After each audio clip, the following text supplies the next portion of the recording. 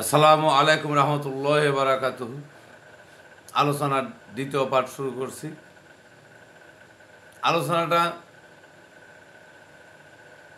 আমরা মুসলমান হয়ে আমরা যে কাজগুলো করি তারই উপরই আমার আলোচনা। তো ইসলামে আমাদেরকে যে বৈধতা দেওয়া আছে, যে কথাগুলি বলা আছে, বৈধতা হয়তো অনেক জিনিসেরই দেওয়া আছে। যেমন আপনি বড় লোক হবেন, অর্থবিত্তের মালিক হবেন, ধন সম্পদের মালিক হবেন, সম্পদের পাহাড় গড়াবেন, এটা আপনাকে বৈধ দিছে আল্লাহ, বৈধতা দিছে। কিন্তু এই বৈধতার মধ্যে ডিফারেন্স। আপনি কোরআন খুঁজে দেখুন, মুসলমান হিসেবে আপনার কোরআন পড়া ফরজ, কোরআন জানাটাও আপনার জন্য ফরজ।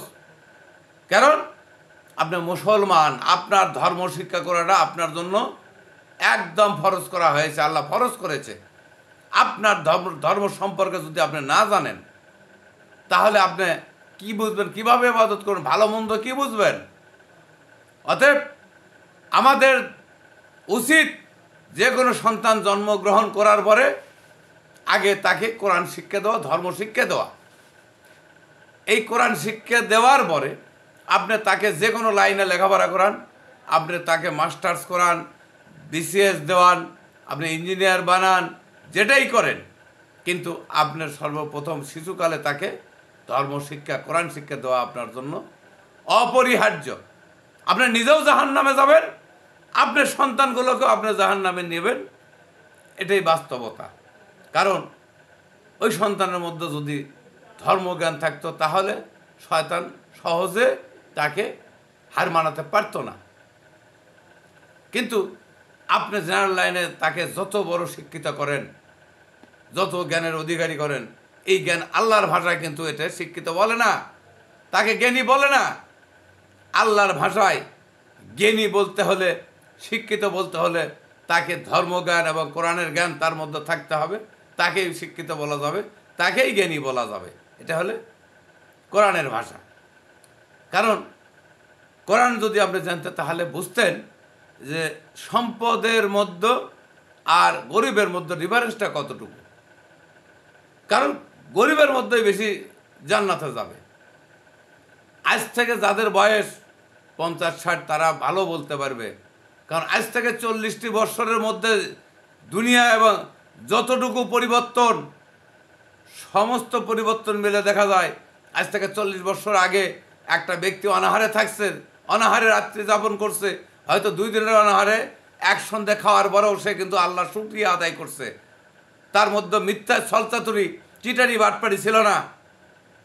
আর এখনকার জামানায় সম্পদের জন্য মানুষ চিটারি বাটপাড়ি এবং সমস্ত কিছু অন্যায় সে করতে পারে।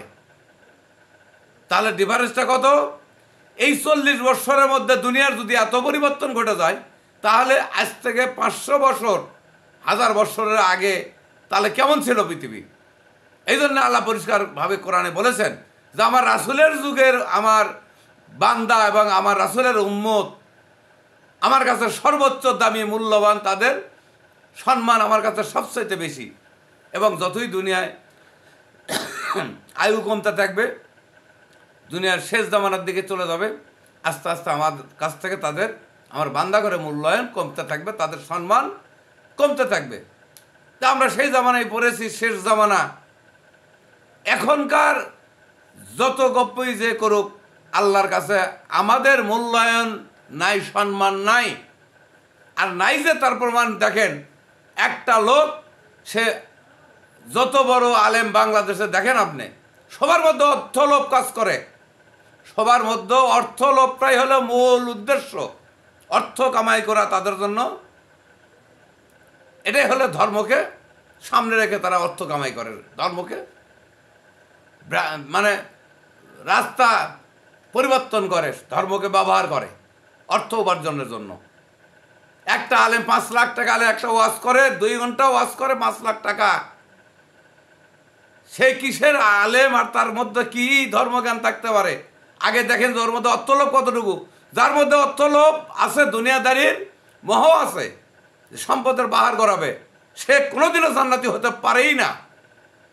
এটা আল্লাহর কথা, সে কোনোদিনও জান্নাতি হতে পারে না। আর আল্লাহ পরিষ্কার ভাষায় বলছে যে গরিবগুলোই তাদের হিসাব কম, তাদের সব কিছু কম, তারা জান্নাতে যাবে। কারণ দেখেন বাংলাদেশে কিন্তু হাজার হাজার কোটি টাকার মালিক আছে। একটা ব্যক্তি হয়তো দেখা যায় বছরে 200-500 কোটি টাকা কিংবা 100 কোটি টাকা সে রোজগার করে, কামাই করে, কারণ হাজার হাজার কোটি টাকা সে খাটায়। তাহলে 200-500 কোটি টাকা বছরে আয় করে। 100 কোটি টাকা যদি সে আয় করে, তাহলে তার সেখান থেকে তার জাকাতের পরিমাণটা কত আসবে একটু হিসাব করে দেখেন। ওই ব্যক্তি 2 লাখ টাকার কাপড় কিনে গাড়ি দেল এলাকার চলে যায় বড় লোকই ফটকানোর জন্য। 2 লাখ টাকার কাপড় কিনে এলাকার যা দেখাচ্ছে যে আমি একবারে কাপড় দিয়ে সলাপ করে দিচ্ছি। দেখবেন যে 2 লাখ টাকার কাপড়ের জন্য কত লোক পদদলিত হচ্ছে। এর আগেও তো শোনা গেছে যে লোক মারা গেছে। তাহলে তার জাকাত কি আদায় হলো? তার যে পরিমাণ জাকাত দেওয়ার কথা সে কি সেই পরিমাণ জাকাত দিল না। তাহলে এখানে মন মানসিকতার ব্যাপার। দেখবেন আপনি রাস্তাতে চলার সময় বড় লোক গাড়িতে চলে আর গরিব মানুষ হেঁটে চলে।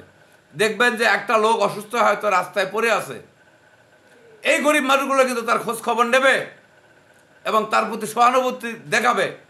কিন্তু আপনার ওই বড় লোক ভাইজান গাড়ি নিয়ে চলে যাবে, ওই দিকে কিন্তু ফিরে তাকাবে না। তাহলে তার মধ্যে মনুষ্যত্ব কোথায় থাকলো? সে কেমনে ভালো মানুষ হলো? সে কেমনে শান্তির মধ্যে থাকলো? কারণ কোনো এলাকায় যদি কোনো বড় লোক থাকে, সম্পদের মালিক থাকে, তাহলে তার প্রতিবেশী এবং গ্রামের লোক তার প্রতি হক থাকে, তাদেরকে সবাইকে দেখতে হবে। তাহলে তার সম্পদের বৈধতা থাকবে।